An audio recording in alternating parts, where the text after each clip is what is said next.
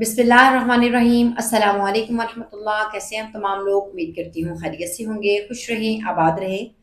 आज की इस वीडियो में हम बात करेंगे कि अज़वाजी रिश्ते में दूसरे तमाम रिश्तों की अहमियत क्या होनी चाहिए।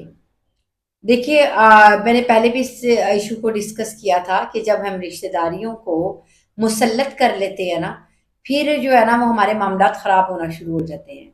अच्छा, अल्लाह ताला ने रिश्तेदारियों को निभाने के लिए कहा।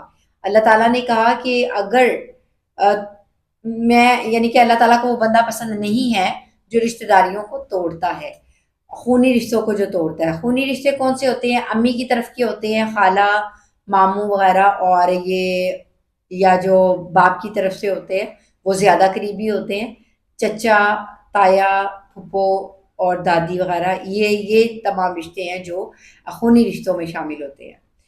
तो अब क्या है कि और यही रिश्तेदार भी यही होते हैं, और कोई बाहर वाले तो रिश्तेदार होते ही नहीं है ना।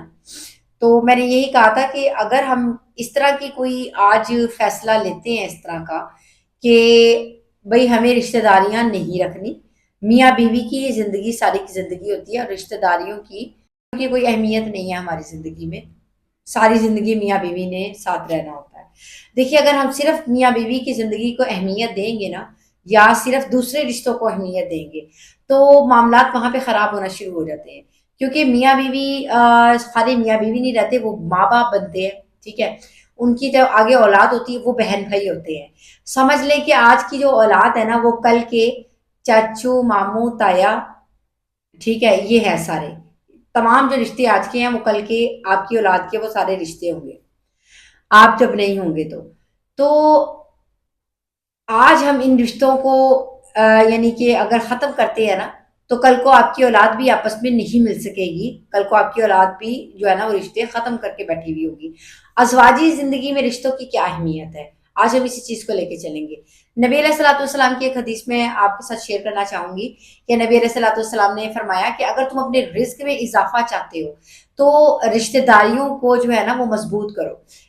रिश्तेदारी मजबूत करने का मकसद ये नहीं है कि आप जो है वो हम क्या हमने कहाँ तक रखा हुआ है, हम मशवरे लेते हैं कि जी आप बता दें, आप बता दें, आप मशवरा दे दें, आप मशवरा दे दें। हालांकि मशवरा हमारा अपना होना चाहिए अपनी औलाद के लिए। अब रिश्तेदारी को मजबूत किस तरह से रखा जा सकता है कि आप उनके साथ प्यार मोहब्बत से पेश आए, ठीक है, और रिस्पेक्ट करें, हुस्न हुस्न अखलाक अपना जो है ना वो रखें, उनके साथ अच्छा सलूक करें, अच्छा अखलाक रखें, इज्जत दें उनको, और जो है वो तोहफे तहाइफ जो है ना वो दें। ये जो यानी कि फुप्पो वगैरह हैं, खाला है, चलो कहीं पे फुप्पो के साथ मसला होता है, कहीं पे खाला के साथ मसला होता है, तो ये सारे मसले मसाइल जो है ना ये मोहब्बत और तोहफे तहाइफ देने से ख़त्म हो जाते हैं। कितने जो है ना वो भतीजे हैं, या कितनी जो भांजियां हैं, वो अपने जो है ना वो मामुओं को, खालाओं को या फूफों को या ताया को तोहफे तहाइफ देते हैं। देखिए, आपका उनके साथ एक अलग रिलेशन होता है, माँ बाप की तरफ से तो होता ही है ना, लेकिन आपका भी उनके साथ खूनी रिश्ता होता है। तो खूनी रिश्तों में जो मोहब्बत पैदा होती है ना वो तोहफे तहाइफ देने से होती है। अगर फर्ज करो कि तुम्हारी फूफो ने को तुम्हें कुछ कह भी दिया ना, तो उसको कहे कि फूफो जो है ना वो मैंने आपके लिए एक गिफ्ट ली है, तो आप देखें फिर फूफो का रवैया कैसे चेंज हो जाता है। या तो कोई भी यानी कि पैसे वैसे की बात हो, या पैसे वगैरह देने हो, या कुछ भी हो, तो यकीन करें कि आपके जो तोहफे तहफ़ देने से ना मोहब्बत बढ़ती है। हम लोगों ने ये सारी चीज़ें ख़त्म करके, और हम लोगों ने तो नहीं, खैर अब हमें तो इतनी आ गई हुई है देखकर समझ-बूझ कि पुरानी जो रिश्तेदारियाँ थी उन्होंने हमारी ज़िंदगी को कितना डिस्टर्ब किया। यानी कि हमने ज़रूरत से ज़्यादा सर पे चढ़ा लिया, रिश्तेदारियों को मुसल्लत कर लिया ना, मोहब्बत तो ख़त्म कर दी, मजबूरी बना लिया। रिश्तेदारियाँ होती हैं मोहब्बतों से, ये मजबूरियाँ नहीं होती हैं। तो आइए हम डिस्कस करेंगे कि मैं डॉक्टर नबीहा की एक वीडियो देख रही थी, तो उसमें उन्होंने कहा कि टॉक्सिक लोगों को अपनी ज़िंदगी से निकाल के फेंक दें। अब टॉक्सिक लोग कौन होते हैं आपकी ज़िंदगी में? डेफ़िनेटली कोई बाहर वाला बंदा तो होता नहीं है, ना ही उसकी इतनी ज़रूरत होती बाहर वाले गैर बंदे की कि वो आपकी पर्सनल लाइफ़ में कोई दखल-अंदाज़ी करे। डेफ़िनेटली ये रिश्तेदार ही होते हैं, यानी कि आपस में जो जेलसी होती है, एक वो नंद और भाभी वाली, और या बहू और सास वाली, तो यहाँ पे जो है ना मसले मसाइल ख़राब होना शुरू हो जाते हैं। लेकिन अब ये वो रिलेशन है कि यानी कि ये वो चीज़ है जो मियाँ-बीवी के बीच में भी आ गई हुई है। حالانکہ آنی نہیں چاہیے تھی لیکن آ گئی ہے. اگر بیوی زیادہ خوش ہو تو وہ شوہر کو برداشت نہیں ہو رہا ہوتا، شوہر زیادہ خوش ہو رہا تھا وہ بیوی کو برداشت نہیں ہو رہا ہوتا کہ پتہ نہیں اس کا باہر کوئی ریلیشن چل رہا ہے. اور اگر مطلب کہ میاں بیوی دونوں خوش ہوں تو وہ جو ہے نا وہ ساس سسر کو برداشت نہیں ہوتا یا نندوں کو برداشت نہیں ہو رہا ہوتا. تو یہی چیز ہے کہ جب ہم نے رشتہ داریوں میں بیلنس نہیں رکھا نا، جب ہم نے پیار محبت نہیں رکھا، تحفے تحائف وغیرہ نہیں رکھے، تو جس کی وجہ سے جو ہے وہ ہم نے اپنے دسترخوان بڑے نہیں کیے، ہم نے صرف ان سے مشورے لیے. یعنی کہ جو ہمیں کرنا چاہیے تھا ہم نے وہ تو کیا نہیں اسلام کے مطابق. اسلام ہمیں مساوات کا درس دیتا ہے، بیلنس کا درس دیتا ہے. اچھا کیا ہے کہ عورت جو ہے نا وہ مرد کو جو ہے نا وہ سٹینڈ لینا پڑے گا تھوڑا مضبوط، کیونکہ اللہ تعالیٰ نے مرد کو ڈیفینیٹلی حاکم بنایا ہے، اور مرد کو چاہیے کہ وہ مردوں والے فیصلے کرے.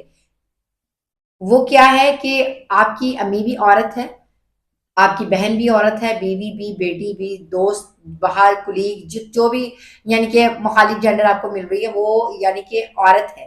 ٹھیک ہے، تو اب آپ نے دیکھ کے چلنا ہے کہ کیا کہیں کسی رشتے میں کسی بھی میرے رویے کی وجہ سے کوئی خرابی پیدا تو نہیں ہو رہی ہے.